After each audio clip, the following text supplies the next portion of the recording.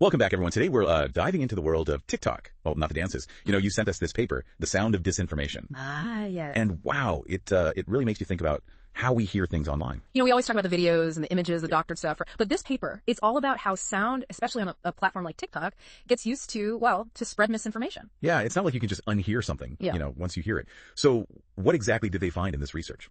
They took a deep dive into, it was right when the war in Ukraine started in 2022, and they found that it wasn't just about pro-war songs or anything that obvious. Right. It was audio, memes, sound effects, even like the music choices in seemingly harmless videos. It all plays a part. Okay, so I'm hooked already. But for those out there thinking, come on, it's just TikTok. Why does this even matter? Because even if you just get a tiny bit of your news from TikTok, you're still being influenced. And sound is a big part of that. It's about how we see the world, especially during big global events. And let's be real. TikTok is everywhere. It's not like you can avoid it entirely. Exactly. And that's the thing. This isn't just about a few random videos. The paper argues that TikTok, its whole design, the algorithms, the short videos, how easy it is to share, it's like the perfect storm for what they call computational propaganda. Computational propaganda. Okay, that sounds intense. So it's like propaganda, but with a digital engine. Exactly. It's not like whispers in the dark anymore. It's about algorithms, automation, and some human touch, all to spread misleading information, but on a huge scale. And sound. Sound is what makes it so powerful, especially on TikTok. Okay. I think my brain is trying to catch up.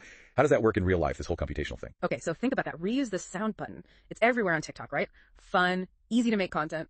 But it's also the fastest way to just copy and paste audio. It creates this ripple effect. One sound, a song, a sound effect, whatever, it can be in millions of videos. So you could have one misleading soundbite reaching, a broadcast audience almost, but without any of the, fact-checking or accountability. Exactly. That's the scary part. You can barely even trace where a sound came from, so good luck holding anyone accountable. Okay, now that is unnerving. And it's not just the reuse thing. You said it's also about TikTok's algorithms, right? Oh, yeah, and those algorithms, they want to keep us scrolling. Engagement is the name of the game, so if any sound is going viral, the algorithm is going to push it, regardless of what that sound is saying. So even if it's, spreading lies, if it's popular, TikTok's system is basically designed to help it along. It's a tough one, and to be fair, TikTok is trying to do something about misinformation, but this paper, it argues that TikTok, at its core, it's built in a way that makes it really hard to stop computational propaganda, especially with sound. So we've got the why it matters part down. Yeah. But what kind of sounds are we actually talking about? I heard the authors had a really interesting way of categorizing them. Oh, yeah, they did. They created this whole typology of sound-driven disinformation, and they broke it down by, get this, volume. Volume, like how loud it is. Not exactly. It's more like the level of manipulation involved. They have low volume, mid volume, and high volume disinformation. All right, I'm all ears.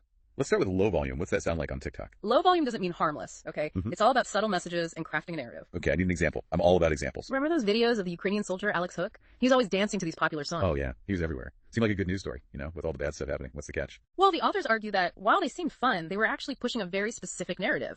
Brave Ukrainian soldiers, everything's fine, no casualties. Propaganda disguised as entertainment, super effective. Wow, I remember those. I had no idea. But you're right, it's not just watching some guy dance, it's the music, those familiar upbeat tunes. It makes you want to watch and share. Exactly. And share they did. His most popular video got something like 88 million views. That's insane! All thanks to a catchy song and some dance moves. It really makes you think, how easily we can be tricked by sound. Absolutely. And it happens on a bigger level, too. Think about that Bayraktar song. Oh, man, that song. Such an earworm. It was inescapable for a while. It's like a pro-Ukrainian anthem, but you can't help but tap your foot to it. Yes. It's celebrating this Turkish drone that Ukraine was using, and it blew up on TikTok, but it wasn't just the song, it was the remixes. The remixes, oh, man, there were so many. Every genre you could imagine. You couldn't escape it. Exactly. And that's the genius, right? The remixing, which is so easy on TikTok, it made the song spread even further. It's like propaganda you can dance to. You don't even need to know the words. That's what makes low volume so interesting. It flies under the radar. Seems harmless, but as we see, the impact is huge. Makes you wonder what else you're missing. What seems harmless but really isn't. That's the question we should all be asking. Okay, so that's low volume. What about mid volume? Does it get more intense? Oh, yeah, definitely more intense. Mid volume is where you get into straight up misleading content, false context, fake accounts, that kind of stuff. Ooh, I bet there's some good examples here. Give me one. How does sound play into this? Okay, remember way back, beginning of the war, that Russian warship Go F Yourself audio? It was huge, right? Everyone used it, this rallying cry for Ukraine. It was everywhere, right? Yeah. Always with the images of, Ukrainian resistance. It played into that whole David versus Goliath thing. So powerful. Totally. And that audio, often the actual recording, it felt so real, so immediate. But, and this is important, the way it was used, a lot of times it was missing context. Some details about what happened, they were different than how they were first presented. Wait, really? So the audio was real, but the story it was telling wasn't quite true? Yeah, sadly. The first story was that all the Ukrainian soldiers on that island, Snake Island, they died heroically, right? Refused to surrender. Turns out they were captured. Wow, so the truth came out eventually, but by then, that first story, that false one, it had already spread everywhere. All thanks, in part, to that audio. It's misinformation moves so fast on TikTok, and sound is the fuel. And it's not just war. This happens all the time now. Something happens, emotions are high, we share, and then, oh wait, the details are wrong. It's true. It's hard to keep up. That's why it's so important to really think about what we see and hear online, especially when it, confirms what we already think or makes us emotional. Absolutely. Okay, what other mid-volume stuff did they find? There was one, it was really something. It used this heartbreaking audio, Ukrainian soldier finding out his friend died, talking on the phone. Oh gosh, I think I remember seeing that. So here's the thing. That audio, it was actually from 2014, years before this war. They took that old audio, and to make it fit, they added this really sad music over it. That is so wrong. Taking someone's grief and using it like that. But also, not surprising, right? This is what people do now. It's disturbingly common, and the music makes it worse. They chose that music on purpose, to make it hit harder, make it feel more real. It plays on our empathy, our need to connect, especially when someone's hurting. And it's so easy to do.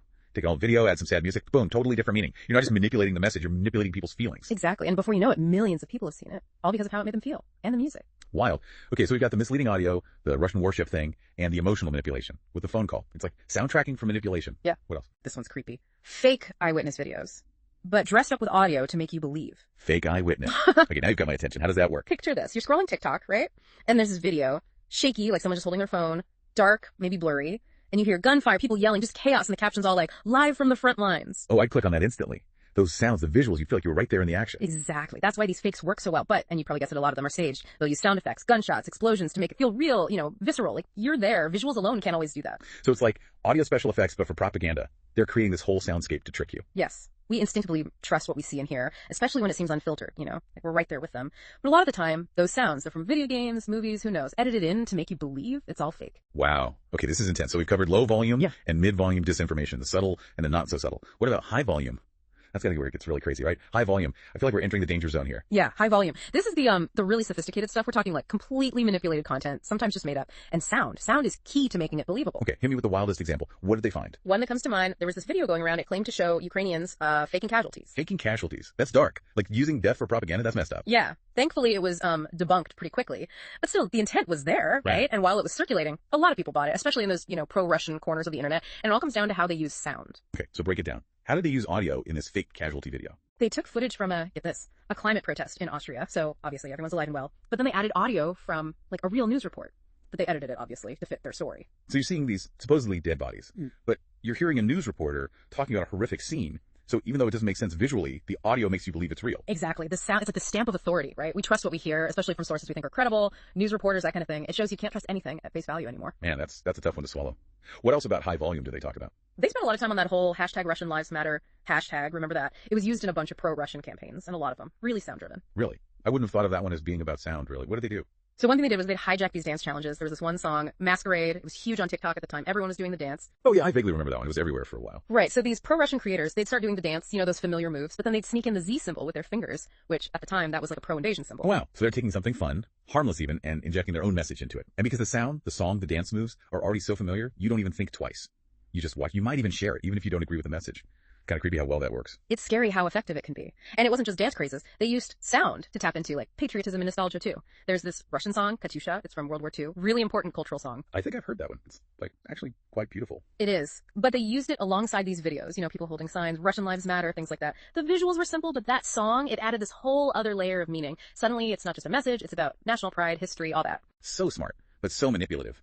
Music is powerful, man. For sure. And then there was the influencer thing. They found a lot of examples of, like, Russian influencers just straight up repeating Kremlin talking points. Oh, like those videos where everyone's suddenly an expert on whatever's happening in the news? Exactly. But in these cases, it was clear there was a script, like, literally spread through these encrypted messaging apps, and it was all designed to push a specific narrative about the war. Again, the visuals, nothing special, just someone talking to the camera. But the words, the way they were said, that's what mattered. They used these familiar faces, these influencers that people already trusted, to make you believe them, even if what they were saying was misleading. Wow. So basically what you're saying is we can't even trust our own ears anymore. It's tough, but it's true. You gotta question everything you hear online. Think about who's saying it, why they might be saying it, and don't be afraid to double check. Look for other sources, and pay attention to the sound, Even if it seems subtle, it might be trying to influence how you feel about something. We've gotta be careful out there. Think before you share. Right. Especially on TikTok. No matter how catchy the song is, or how believable that soundbite seems, this is like a whole new world of information wars we're living in. It really is a new frontier. Well, this has been eye-opening, to say the least. It really makes you think twice about what you're hearing online. The big takeaway, sound is powerful, maybe more powerful than we realize. It can make us feel things, believe things, share things, without us even knowing we're being played. It's kind of scary, honestly. Big thanks to you for breaking it all down and making it make sense. Happy to do it. This was a good one. And to everyone listening, we want to hear from you. Have you noticed sound being used in interesting ways on TikTok, good or bad? Head over to our social media, let's talk about it. And as always, thanks for joining us for the Deep Dive, where we take a deep dive into the topics you care about.